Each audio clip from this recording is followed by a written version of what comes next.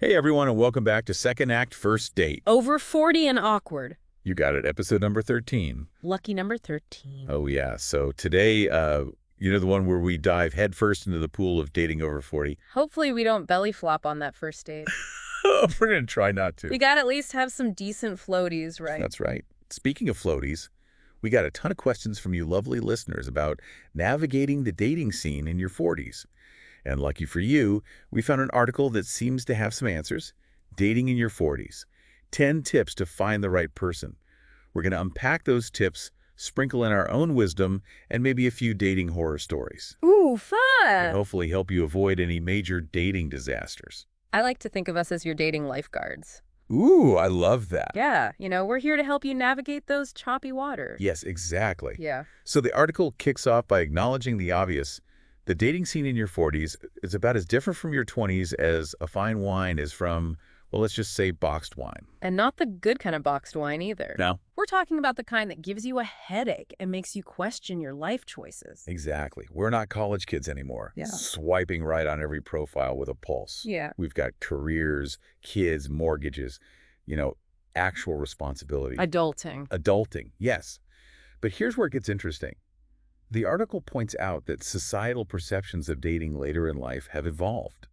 It's not seen as this weird, last-ditch effort to find someone anymore. Which, thank goodness. Yes, phew. Ugh. Thank goodness for that. Right, and let's not forget the impact of technology. We've gone from awkward blind dates set up by well-meaning friends Oh, yeah. to a whole universe of dating apps. It's like having a personal matchmaker in your pocket. Ooh, that's fancy. Okay, so more acceptance, more options. Sounds like we're off to a good start, right? Mm-hmm. But the article doesn't sugarcoat things. It acknowledges that dating in your 40s often comes with some, shall we say, experience. Let's call it what it is, baggage. Baggage. Yeah, past relationships, maybe a divorce or 2 kids, career changes. We've all got stuff. Mm-hmm. And the article emphasizes that how we handle that baggage can make or break our dating experience. Ooh, that's deep. So it's not just about finding someone who accepts our baggage. It's about how we've processed it ourselves. Exactly. And this is where the article's first tip comes in self-discovery. They recommend taking a good, hard look at your past relationships, not to dwell on the negative, but to identify patterns. Ooh, like do you always fall for the emotionally unavailable type? Oh. Or the one who's still hung up on their ex? Right. It's about recognizing those patterns and asking yourself why you're drawn to them, because let's be honest, sometimes those patterns aren't serving us. Yeah. Okay. I'm getting a therapy session vibe here, and I'm not mad at it. Yeah. So we've done the self-reflection, identified our baggage. What's next? Well, the article suggests creating a partner wish list. Think of it as your dating GPS guiding you towards what you truly want in a relationship. Wait, a wish list. Isn't that a bit presumptive? Like we're just assuming we have the power to manifest our perfect partner. Hold on. It's not about demanding perfection or expecting someone to tick every box on your list. It's about getting clear on your non-negotiables, the qualities that are truly important to you in a long-term partner. Okay, that makes sense. So we're not talking about superficial stuff like height or hair color. Yeah. We're talking about values, personality traits, life goals, the stuff that really matters. Exactly. And the article encourages you to be specific. Don't just write kind or funny. Think about what those qualities look like in action. How do you want to feel in this relationship? What kind of life do you want to build together? All right, so we've done the inner work. We know what we're looking for. Now it's time to actually find some potential partners. Mm-hmm. And speaking of finding things, if you're enjoying this deep dive into the wild world of dating over 40, be sure to check out our website, secondactfirstdatepodcast.com. We've got tons of resources, blog posts, dating tips, and even a forum where you can connect with other awesome people who are navigating this crazy journey. It's like a virtual support group for anyone who's ever felt awkward, confused, or just plain exhausted by the dating game. Now where were we? Ah, yes, finding those potential partners. And the article doesn't shy away from the elephant in the room, dating apps. Ah, yes, the land of swiping left and right, where a good profile picture can make or break your chances of finding love. I have to admit, the thought of dating apps in my 40s kind of makes me want to crawl under a rock and never come out.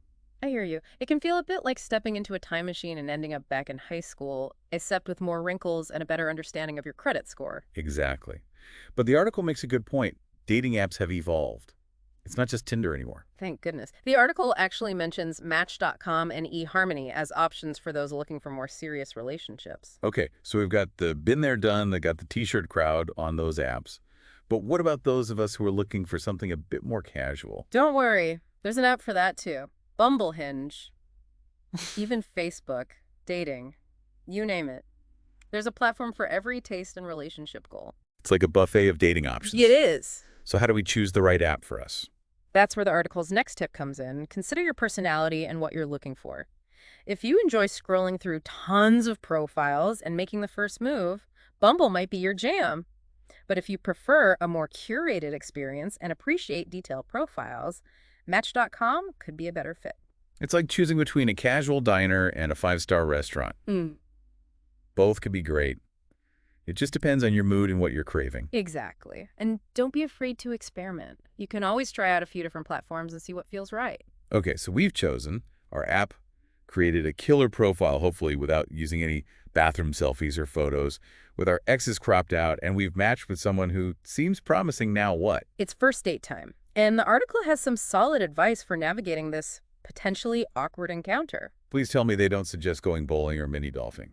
Those are like first date cliches from a 90s rom-com. Don't worry, they're a bit more sophisticated than that. They recommend choosing a casual venue where you can actually hear each other talk. Okay, so maybe skip the loud concert or the crowded bar scene. Exactly.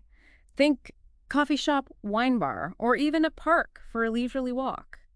The key is to create an environment where you can relax, be yourself, and have a genuine conversation. Okay, that makes sense.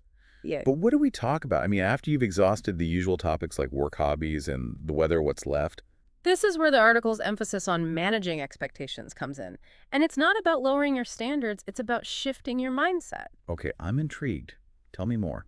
Instead of going into the date with a checklist of must-have qualities or expecting instant fireworks, try to approach it with a sense of curiosity and openness. Think of it as an opportunity to learn something new, meet someone interesting, and maybe even have a little fun. So it's more about the experience than the outcome. Like maybe this date won't lead to a soulmate connection, but you could make a new friend, have a good laugh, or at least get out of the house for a few hours. Exactly. And by taking the pressure off yourself, you might actually find that you relax, connect more authentically, and who knows, maybe those sparks will fly after all. I like that. It's like we're not teenagers anymore. We don't need to put so much pressure on every date to be the one. We can just enjoy the process, right? Absolutely. And that brings us to another important point, building connection. Because, let's be real, a first date is just the tip of the iceberg. Okay, so how do we go from awkward small talk to actual meaningful connection? I mean, let's be honest. After a long day of work and adulting, sometimes I just want to zone out on Netflix and not engage in deep conversations. I feel you. But here's the thing. Building connection doesn't have to be exhausting. The article suggests focusing on open communication, active listening, and sharing personal stories. So basically be present, be interested, and let your guard down a little. But what if I'm not ready to spill all my deepest secrets on a second date? That's totally fine. It's about finding a balance. Start with sharing small personal details and see how the other person responds. Do they seem genuinely interested? Do they reciprocate by sharing something about themselves? It's like testing the waters before diving in headfirst. Exactly. And remember, building connection takes time. It's a process, not a destination. And the article reminds us that age and experience can actually be assets in this area. Okay, I'm curious. How so? Well, by our 40s, we've had our fair share of relationships, both good and bad. We've learned what works for us, what doesn't, and hopefully we've developed a better understanding of ourselves and what we're looking for in a partner. So we're not just looking for someone to fill the void. We're looking for someone who truly complements us and adds value to our lives. Exactly. And we're more likely to approach dating with a sense of maturity, intentionality, and a willingness to invest in building a genuine connection rather than just chasing fleeting moments of excitement. Okay, that makes sense. Yeah. What about the dreaded baggage conversation? Right. Because let's be real, everyone over 40 comes with some sort of relationship history. That's true. And the article doesn't shy away from this topic. It encourages open and honest communication about past relationships, but with a focus on what you've learned from those experiences and how they've shaped you into the person you are today. So it's not about dwelling on the negative or playing the blame game. It's about acknowledging your past and showing how you've grown from it. Exactly. And it's also about setting boundaries. You don't need to spill all the details of your messy divorce on a third date. Start with sharing the basics and see how the other person responds. It's about finding that sweet spot between being open and protecting yourself. Exactly. And remember, you're not obligated to share anything you're not comfortable with. If someone is pressuring you to reveal more than you're ready to, that's a red flag. Okay, good point. Yeah. So we've talked about self-discovery dating apps, first dates, building connection, and even navigating the baggage conversation. But let's be real life.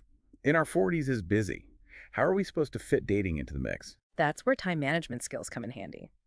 The article suggests prioritizing using calendars and being flexible with dating formats.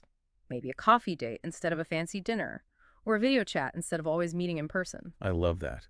It's about being creative and finding ways to fit dating into our already packed schedules. And this is where I want to emphasize the importance of self-care. Don't sacrifice your well-being for the sake of dating.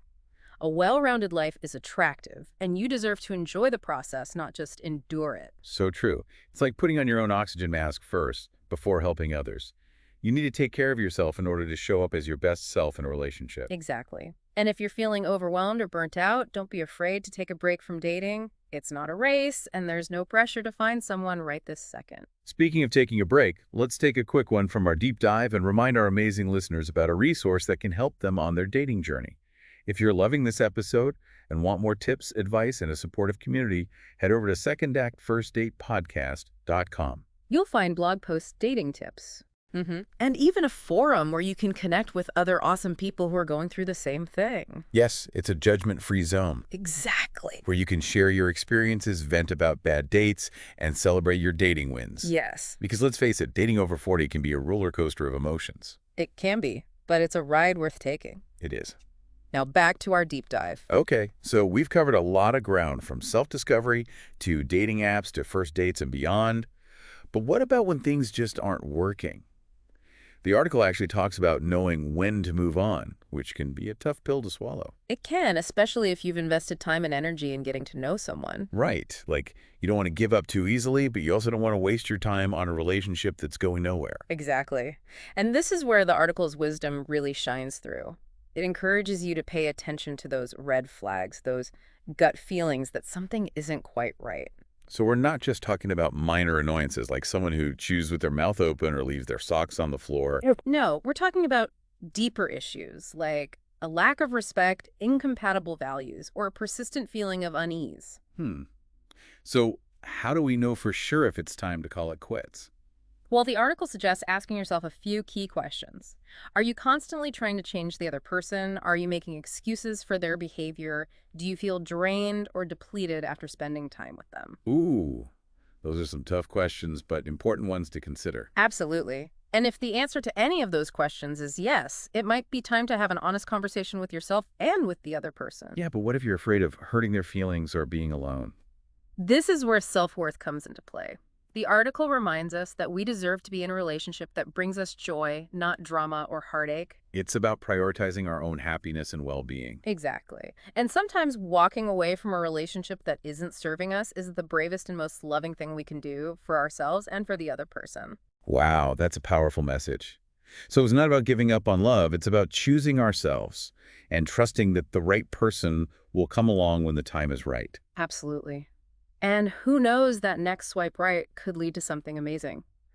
But even if it doesn't, remember that the journey of dating in your 40s is ultimately about self-discovery and growth. And hopefully a few good stories to share along the way. No, definitely. Because let's be honest, sometimes the almost relationships are the ones that teach us the most about ourselves. That's so true. Okay, so we've covered a lot of ground today. We talked about how dating in your 40s is a whole different ballgame, but it doesn't have to be a scary one. It's about embracing the journey, learning from our experiences, and trusting that we have the wisdom and resilience to create the love we deserve. Exactly. And if you need a little help along the way, remember that you're not alone. We've got your back. We do. Head over to secondactfirstdatepodcast.com for more resources, dating tips, and a supportive community of people who get it. Yeah, it's a place where you can laugh, cry, vent, and celebrate all the ups and downs of dating over 40. Because let's face it, we're all in this together. We are. So to wrap things up, I want to leave you with this thought. Age brings clarity, confidence, and the chance to create the relationship you truly desire. You've got the wisdom, the experience, and the self-awareness to make choices that align with your heart. So go out there, embrace the journey, and remember that your second act is just beginning.